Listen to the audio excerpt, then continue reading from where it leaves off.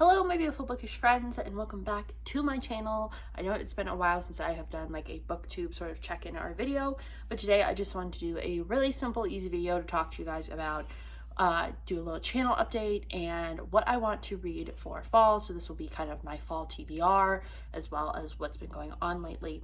So I haven't posted a video in like a week and just wanted to let everyone know I'm fine, I'm feeling fine, I'm good, I'm not having any sort of issues. A couple people messaged me and asked me if I was okay. I am fine. Thank you for asking. I'm back to work and I have been filming like crazy for Halloween, so I just have not had time, and hence that is why I'm here in like an old t-shirt and no makeup and my hair in a bun, because I don't feel like doing makeup right now. It's late and I just want to film this and let you guys know what's going on and edit it and get it up and then go back to Halloween stuff for a couple days. So that is what is going on. 31 Days of Halloween is starting October 1st. I will have a trailer like I did, I think it was last year or maybe the year before. I did like a trailer of some of the looks I was doing. That is happening again. But yeah, so that's what's been going on. Let's talk books. Obviously for fall, I want to read a lot of my mystery thrillers, but I also want to read some books I've just had for a while that I'm kind of starting to lose interest in, or I'm not sure that I'll really like anymore. And I basically want to read them, see if I like them, and unhaul them or DNF them if I don't like them. So the first book I am starting with is The Lying Game. I have actually already started this one. This one I know I'm keeping regardless. I know I'm going to like the book and the series as a whole. I have on my shelves. So I just want to read this and kind of read through the whole series between now and the end of the year, hopefully, because I'm very close to my book goal, which is 60 books in 1 year, and I'm at like 53 books. So hopefully I can at least start this series and then finish it by the end of 2020. I don't really remember what this one's about. I know there's like twins and there's a death and separated at birth kind of situation. So if you want to know more about this, you can look up the synopsis. I'm not going to talk too much about the synopsis of all these books because most of them I've talked about before. So I'm just letting you guys know what I'm reading. The book I want to read is Pumpkinheads, which is the graphic novel by Rainbow Rowell and Faith Erin Hicks. This one is just like cute for the season. It's pumpkin patch time.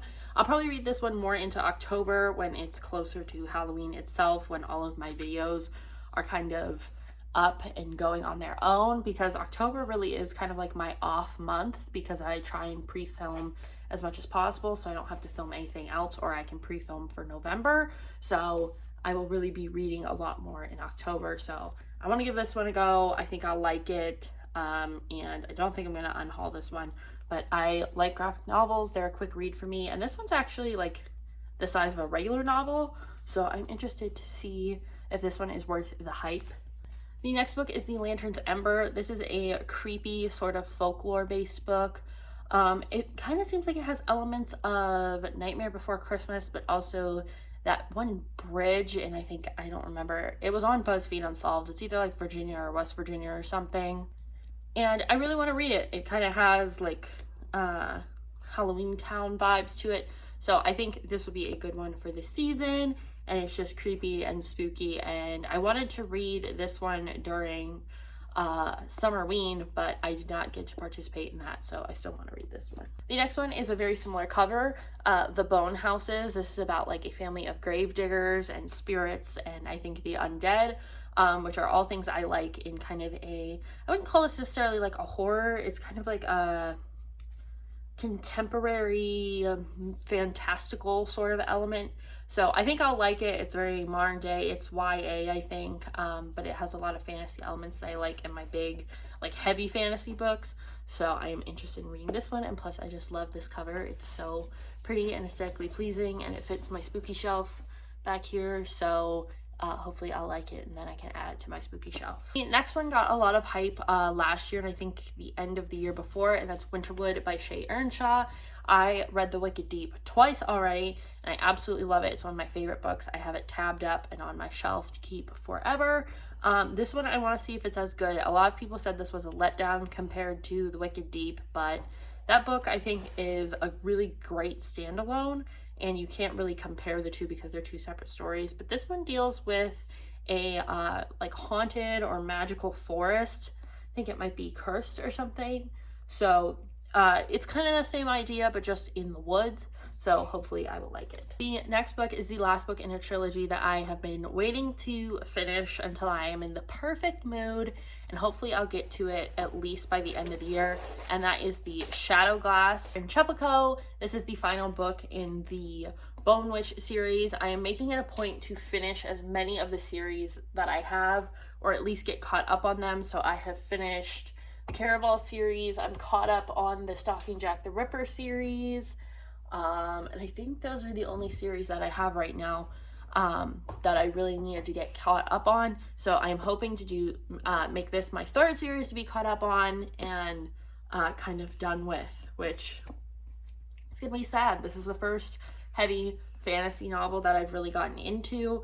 I did start reading it earlier in the year, and I realized that I had not digested any of the information that was given to me, so I'm restarting it and coming into it fresh, and I'm very, very excited to see how this book ends. The next one may seem kind of odd based on the other books that I've shown you guys, but it is The Many Adventures of Winnie the Pooh. This is a hardcover I have had for the longest time, but I never have independently read it on my own. Like, it was read to me when I was a child. But I think Winnie the Pooh kind of gives like autumn fall vibes. There's a lot of autumn and fall in the stories and when they take place, and I have a new Disney shelf, so I want to add this to my Disney shelf and have basically it all set up for the rest of the season until I move everything back after spooky season's over. But yes, I want to read this so that it can join my read Disney books. I also wanted to incorporate some nonfiction into my fall reads, just because I have a huge shelf of nonfiction and historicals and historical fictions that I really haven't tapped into much this year. So I want to read this nonfiction that I got a long time ago called The Dark History of Hollywood. I've already read the first chapter, but it is set up kind of like a news article. So it takes a while to get through each chapter because there's so many columns, but there's also a ton of pictures. And it's all about how Hollywood came to be from its conception with silent movies all the way down to where we are now, and kind of how it got there, and the way that actors and actresses were treated back then, and the crazy things their contracts had in them, like their like minimum and maximum weight requirements and everything. So I just like learning about old Hollywood and seeing how crazy it was. So I'm excited to read this. Then I have two books that I am not sure that I'm going to keep just based on the synopsis alone. And that is The Girl of Fire and Thorns. When I originally ordered this book, I thought I was getting the new covers, like the illustrated covers. And I got this one, which, I mean, it was kind of a cover buy sort of thing, and then I didn't get the cover that I wanted, so that kind of killed it for me. Also, but I read the back, and it kind of sounds like a lot of other stories I have. So I'm interested to see if I like it. If I do, I might get rid of this and just pass it on to one of my cousins or something, and then go get the new covers at like Barnes & Noble so I know what I'm getting, and continue with the series. But I'm not sure that I'm going to like it that much, or that I'm not going to find it repetitive. So I want to read it and see if I like it, and then get rid of it if I don't like it. Goose Girl. I've heard a lot of people talk about this series and this story. I don't know if this is a retelling of the original Goose Girl, as this is the original story. I'm not totally sure, but this has to do with like language stuff, and I don't know. I don't know if this is my version of fantasy, so we'll see if I like it. And again, if I don't, I always pass it on to my library or my cousins, so none of my books are ever getting thrown out. They're always getting passed on to people who will find more enjoyment in them than I do.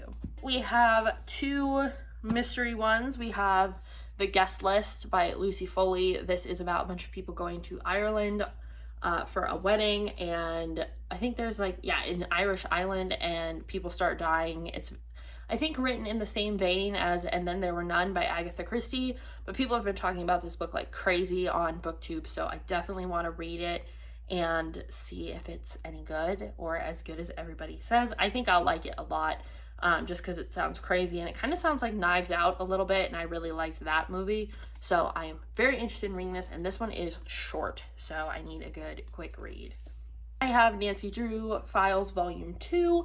These are the new Nancy Drew books. I read the first volume earlier this year, and I want to read this, so I'm caught up on the series in case any more come out. But this is just 3 Nancy Drew mysteries all in one kind of bind up, so I want to read these. And the last one is I finally want to finish Kingdom Keepers 7. I keep like skipping this book on my TBRs. I'm only on chapter 9, and I just really want to finish this series. I don't know why this book is just not grabbing me enough to keep going. Usually the rest of the series has. I don't know if it's because it's book 7 and I'm just kind of like, okay, I know the story, I know what's going on, like it's kind of the same thing over again, but it's really not. And this one was written with fans of the series, like from forums and message boards and stuff, so it has a different vibe to it, and maybe that's why I'm a little iffy about it. I don't know, but I'm craving Disney content right now, so I want to finish this one for sure. So that is it for all the books I want to read this fall. It is, I think it's like 13 books. So that's kind of a lot, but over the course of September, October, November, I think I should be able to do it. So if you guys are reading any of these books, let me know down below. Or if you have ones that you think I should absolutely read, let me know as well. And maybe I'll try and get them in like December around Christmas time when things kind of slow down. But that is it for me. So I hope you guys enjoyed this video, and I will see you in the next one.